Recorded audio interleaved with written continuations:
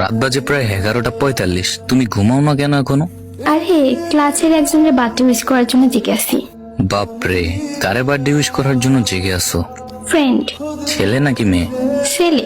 আরে ক্লাসের birthday wish না করলে মন খারাপ করবে।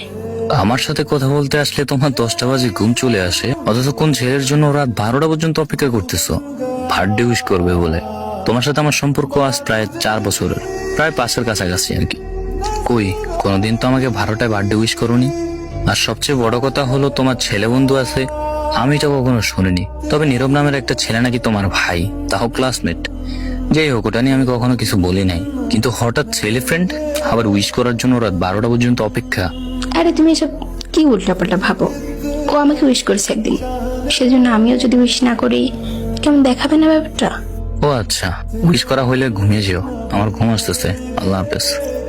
যারা আমার সাথে কথা বলার জন্য রাত 12টা পর্যন্ত জেগে থাকার ক্ষমতা হয় না, যার 10টা এবং 11টা বাজে ঘুমাতে হয় বাধ্যতামূলক, সে তার ক্লাসমেটকে উইশ করার জন্য রাত 12টা পর্যন্ত কেন অনলাইনে থাকবে? ক্লাসমেট এবং জাস্ট ফ্রেন্ড তো আমাদেরও আছে। বিষয়গুলো কেমন যেন একটু এলোমেলো এবং অগুছালো হয়ে যাচ্ছে। এ বিষয়ে অবশ্যই জানার প্রয়োজন আছে, জানার দরকার আছে। আগামীকালই জানার চেষ্টা করবো কে এই ছেলে যাকে বার্থডে উইশ করার জন্য আমার গার্লফ্রেন্ড রাত 12টা পর্যন্ত অপেক্ষা করতেছে।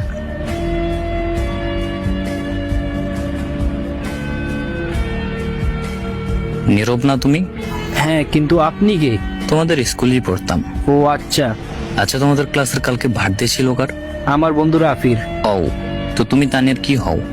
আমি বেস্ট ফ্রেন্ড ওর। ও আচ্ছা, রাফি কি হয় তানিয়ার? বিয়ে অল্প কদিন হইল, রিলেশনে গেছে। তাহলে আমি কে? আপনি নাকি তানিয়ার ভাই? হ্যাঁ।